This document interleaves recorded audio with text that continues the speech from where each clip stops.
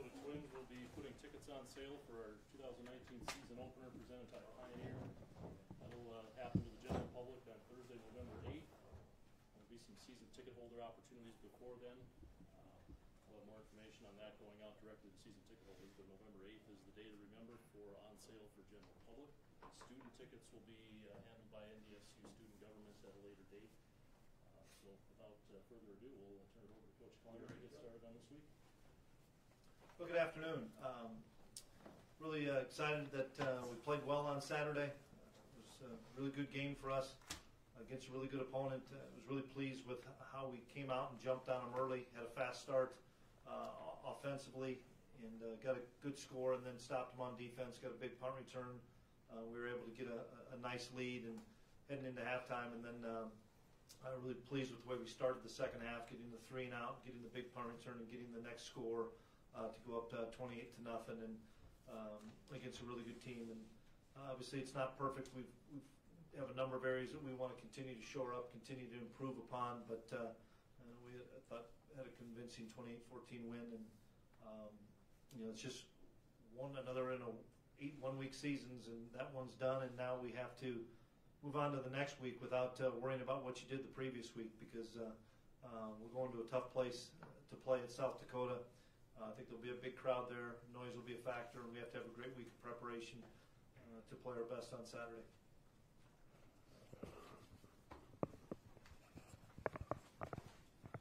Chris, where do you stand injury-wise when you found out from Saturday's game?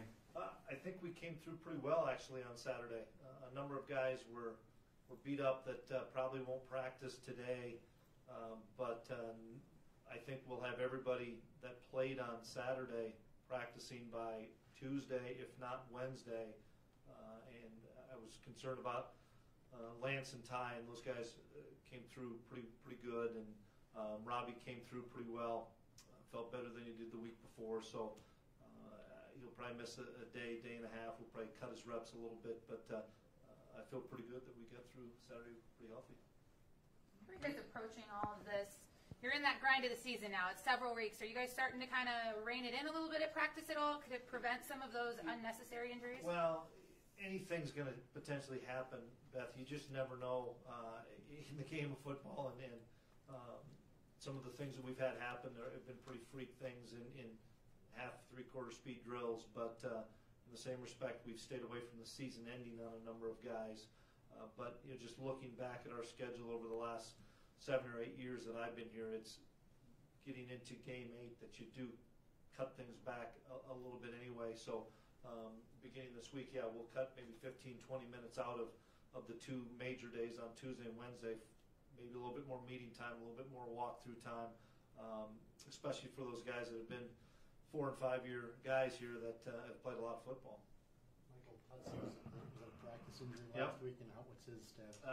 We're hopeful for this week, but we'll have to see. It'll probably be Wednesday or Thursday before he's able to do some things. And once again, with Tut, it's special teams is the big focus for him, not necessarily as much on defense if Robbie is healthy enough. And really right now, James Hendricks becomes his backup as well as starting at free safety. So Jalen, James, and Robbie are the 3 safeties right now until Tut gets back. But kind of a freak deal with Michael, and whether it's this week, next week, I think it's within the next 2 to 3 weeks. But who knows? He may feel pretty good this week. You mentioned on Saturday some true freshmen and I think a redshirt freshman that played special teams to kind of give some guys a blow. Is that going to be the plan going forward here, you think? Yeah, right now it is. Mason Hofstad played on a couple of special teams for us, did a really nice job as a redshirt freshman. Destin Talbert did some really good things as a true freshman. We played James Kaiser on a couple of special teams. Jasir Cox we played as well. We're close on. I think James is the only one that's at the 4 games. We'll have a discussion with him and with the coaches this week. The other ones still have a game or 2 left. But if we still have these nicks and guys not being able to play on teams, then we're going to play these freshmen and play them all games on special teams. That's what they're here for, to play. You always spoke so highly of Strevler. What do you kind of see out of Austin Simmons from what he's been able to do this year? It's the same offense. Not as much running of the quarterback, obviously, but Strevler was so dynamic in that aspect. But he throws the ball extremely well. He is a mobile guy. He's just, it's hard to be Chris Reveler, but he's a real mobile guy, throws it well, has a really good command of the offense, spreads it all over the place. They have a number of guys catching footballs. I know the Allen kid's an exceptional player. They have a number of running backs, and it's a different offense to face when they're playing at home at their place as opposed to, that was a tough situation. If you guys saw the film of their game against Youngstown State, it was 30-mile-an-hour winds. It was raining sideways. It would have been a tough day to throw the football. So we'll have our hands full because they're a really good team at home especially. Chris, how different are they? I know you alluded to it, that they still run the same offense, but there's only one guy who could run it last year. Are they even close to what they were a season ago? Yeah, I think they're throwing the ball more. He's not tucking it and running it as much as Strevler did, but they're pitching it around a lot more. It's still the big fear that we have is the same thing that caught us in 2016 was the tempo got too fast for us. And we didn't adjust to that tempo very well that whole day. And it didn't matter who was playing quarterback. We didn't play very well that day, and we really took a valuable lesson that day and spent a lot of time in the off season. And that's the whole key again. You cannot be on your heels. You can't worry about what happened the play before, and if you do, you're going to get beat for a big play afterwards. And you see it over and over again, whether it's a connection or a near miss. After a successful play, they're going to get right back on the ball. And if you're not ready, it's going to go over the top of your head. And so I think the key for us defensively is to make sure that we can get lined up and to keep the play in front of us and not give them those explosives. Is that a Bob Nielsen thing? Has he always been like that? I think Bob's done whatever his talent has allowed him to do. I know he did a lot of different things at Duluth, but playing indoors with the style of play that he would like to, was spreading it around and getting some really good skilled kids. And a quarterback that can wing it around. It's become what he has done since he's been there at South Dakota, even his last year at Western, and it's really tough stuff to defend because it limits your calls. Coach Ince, who knows Bob, he played for Bob, knows him well. It limits your calls a little bit more on defense because you have to make sure you can get guys lined up and make sure that your assignment's sound. Did you play Hankey earlier than usual? Is he more in the Jackson Hankey? He played a few snaps early on. Based on the personnel, we were able to get Dan a few plays off. When they had bigger people in the game, we brought Hankey in. Jackson would be more of a guy that can play in that 2 tight end package, 2 back package, try to get him out in some of the spread formations. But anything to try to maybe give Dan and Levi a little bit of a rest. When we lost Bruce, that hurt us on punt team because now Dan Marlette's the starter on punt, and that's a special team that you want to make sure that you have not only your best guys on, your most reliable guys that have experience. And so when Bruce left that team from the injury, we had to have Dan step up there. So then we wanted to try to get him a couple snaps on defense off. I want to ask you about your guys' success in the red zone on both sides of the ball. Is that a result of so much senior leadership and experience, or has that been a point of focus for you guys? Well, we practice the heck out of that, especially in fall camp, and do a lot of competition between offense and defense. And it's neat because I'm seeing more like you guys are of a lot of creativity on our offense of doing things. You can't just sit back there and throw the ball every time on third and 7. And now we've run a jet sweep. We've thrown it to Lance in the flat. We've run option. We've done a lot of different things. The field condenses so much that you have to be able to do some different things because defenses are either going to bring pressure on you right now, and you get the ball out where they're going to sit in soft zone. And we were able to see a soft zone with Dallas and hit them on the jet sweep. And then for us on defense, it's just one of those things where you just bend, but try not to break. If you can get a pick like we have in critical situations this year or force teams into field goals, those are big difference makers. South Dakota has been sacked more than any team in the Valley. Do you think that's a product of just their air raid offense or I didn't know that statistic. Every game's different. Maybe we won't sack them at all. I don't know. I mean, it's they're throwing the ball a decent amount, obviously, and they're trying to get a ton of plays. They're probably up there with South Dakota State, is my guess, as far as having as many plays per game. So then obviously your potential for a sack goes up. But they're trying to get 80-plus plays a game on offense, and they're throwing the ball an awful lot off of that. They've been down a little bit in a couple of their losses, which probably facilitates them getting into more 5-step rather than 3-step stuff. But I always tell the guys what you did last week has no bearing on what you're going to do next week in this league. And if you fall in love with what you did last week, you're going to get beat. So we're going to wipe this one from Illinois State, and we've got to move on to South Dakota and have a great week of practice, or we're going to get handed to us on Saturday. Is it me or is Jackson Brown almost around the ball on every kickoff coverage? He is, we have some design things where we try to kick it to where he's at. Sometimes we're putting him in different places.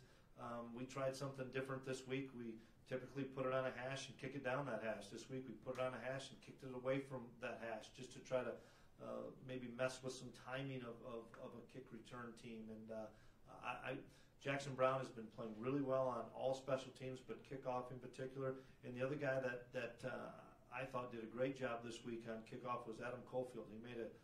He was in on a couple of tackles, and then a couple of plays he took double teams out that allowed either JB or Josh Hayes to make a play. What have you seen his evolution for Jackson Brown to get out there? It's a guy that I think you were counting out a little bit last year and got hurt to now be a big-time player for you guys. Well, for starters, he sees the appreciation of special teams a la Chris Board. And we're always talking about Chris in every special team meeting we have, it seems like, because that was one of the most dominant special teams guys I've ever been around. Brian Shepard was pretty similar as well. And he sees that. He wants to kind of emulate what Chris did and be the captain of all those teams and be the leader on those groups. And he takes a ton of pride. He's one of our leading tacklers, and he's playing mostly on special teams. And then when we're getting up late in games, and this will be a game where I think Jackson has a chance to help us more on defense, just with the nature of the offense being more spread. Not as many conventional 2 tight end sets or fullback and things. If they want to get into that, then it's more of a game for Levi and Dan. But if they're going to spread people and go empty or 1-back sets, then Jackson and Jabril may be on the field together.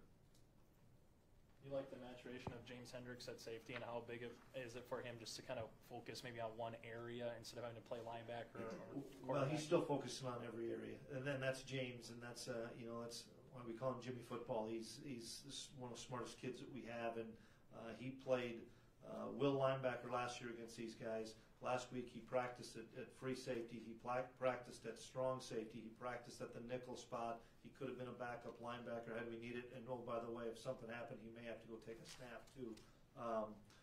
James is a great football player that's continuing to get better because the game slows down for him more and more each week. He's a real student of the game. He watches film religiously, trying to get keys and tips that not only that he can use, but that he can help some of the other guys that maybe don't see the game as quickly as he does. And I've been really pleased with how well James has played, and Jalen Wimbush has played really well too. And that's kind of freed us up a little bit more with Wimbush to be able to say, okay, we're going to get you some snaps at free, but now we can put you down as that nickel spot. And Wimbush is playing really high level at the nickel position too. So it gives us so much versatility having guys like James and Jalen. You see it a lot, Chris, with defense or offensive players that are able to play both sides of the football? Do I see that? I'm sorry? See a lot where James can play offense, or you got a guy that can play offense, play It's defense. really difficult. There was one other guy we were going to do it with a couple of years ago, and that was Bruce. And had we played Cal Poly in that playoff game, he was going to start at one of the safety spots with us because of his ankle at the time. It takes a special guy to be able to understand it, but it's a guy that's a football junkie. I'm sure Grimsley could do it. Robbie's really, really intelligent guy. He could be one of those guys that probably could do it. But his ability to be in that quarterback room with Carson, Easton, Cole, and Coach Hedberg, which is a pretty doggone good room, has made him a much better player on defense. How would you characterize the career of Nate Jensen? Jensen has had a terrific career. He's split time because we've been so blessed to have so many guys at that spot over his tenure here. He's learned so much from the Bonnets and Iliases and Connerwents, but I think his best football is still to come here this season. He's had a couple of games where he's had 3 or 4 balls thrown to him. He's made impact plays. This was one of them where he had number of third down conversions, but he's such a big target, and Easton has great confidence in him. Chris, Bruce isn't on the depth chart. Is there any update on what his status is right now? I just visited with him. He hasn't done anything yet, but I just visited with him before I came over here. He worked out and warmed up a little bit. We knew we weren't going to play him last week, but he worked out on Tuesday and Wednesday, did some running, and I thought he looked pretty good. Thursday he was pretty sore, so we didn't do anything Thursday or Friday. He had a pretty good workout on Saturday morning, and then just did treatment yesterday, and he'll do some more treatment today. I didn't put him on the depth chart right now because I don't envision him playing more than Ty and Lance. But there is still, we talked, there's an opportunity for him that if it progresses as well as we hope it does this week, that he maybe could play. I'm also smart enough to know that this is still a marathon. It's not a sprint. And I want to make sure that when Bruce comes back, if it's this Saturday, great. If it's in 3 weeks, and I'm sure it won't be that long, that it doesn't occur again. And so he's a focal point of our football team. And Bruce wants to come back and not just be a spot player. Bruce, when he comes back, Coach, I'm going on kickoff. I'm going on punt. I'm going back on KOR and doing all those other things. So we need to be really smart with him. Bruce understands his body well, but we're going to make sure that he is at Mach 1 when he comes back. Halfway through the league, did you get a chance to look where everything's at with 4 games to go? You know, this was the first Saturday I didn't look at anything. I didn't have any family in town, and I went home and relaxed on the couch and I watched a little bit of Ohio State, Purdue. I didn't pay attention to anything until Sunday morning. It's probably what I thought. It's a little chaos in our league. It's 4 weeks in, and people think that's half season. Boy, it's already kind of set itself up, and it's set in stone. It's so far from that. What's going to happen? I don't know. There's so many teams that are, whether it's us or you and I or a bunch of them that are 2-2 that are still obviously all in the league race. It just depends on, you better be able to play every game on Saturdays because we're beating each other up, which is not a good thing in the fact of, for at large, which is still a long ways away. But, I know you guys start talking about that because there's 4 weeks left. Did USD grab more people's attention for how they played at K-State? I know there was week 1. It seems like it was years ago that say they may not drop off at all this year. Yeah, absolutely. I mean, that game was a long time ago, and I'm sure there's been people banged up or things like that, but they played really well, had an opportunity to win. They probably should have won the game. I think any of those early season games, grab your attention when somebody plays like that against a Power 5 team in their house. We all know what Darius has done offensively, but what does it mean for him to be Special Teams Player of the Week and to do what he did for you guys last week on punt? That was huge for us last week. He made the 2 big catches on offense in that first half, but to flip the field in a big game on special teams, I thought Coach Gazer did a really good job of designing some returns, and then the kids just battled. I thought we did a great. Jasir Cox made a couple of great blocks. Josh Hayes did. Robbie Grimsley did. A number of guys. Adam Cofield. There's a bunch of guys that made really good blocks on that to spring him on a couple of big plays, but we always talk every week that we have to be able to make one big play explosive-wise special teams, and we were able to make 2 of them, and those 2, I think, turned into scores. And so really happy for Shep. He's worked at it. He's the thing that people ask me about Shep, what a great season he's having. I expected all this. I think that's the biggest compliment you can give Darius Shepard is we see him every day. I've seen him every day for 4+ years. The kid's a great football player, and he's stayed healthy this year. Knock on wood, we need to keep him healthy because he's a difference maker, and I've seen it every day for a long time. 10 of 16 on third down. That's not bad. That's really good. And we missed a 3rd and 2 that Mess is still kicking himself for. But that's really good, and I like the way we did it. We did a lot of different things, throwing a couple of big plays to Shep against some man coverage, to hitting gents, to running Dallas on a jet sweep, to running Easton.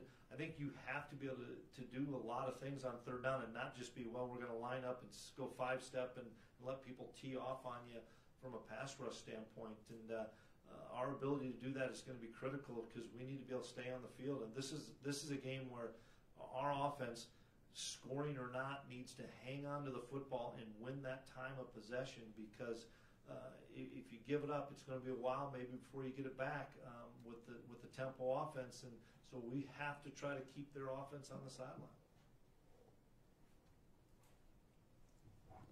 Thanks.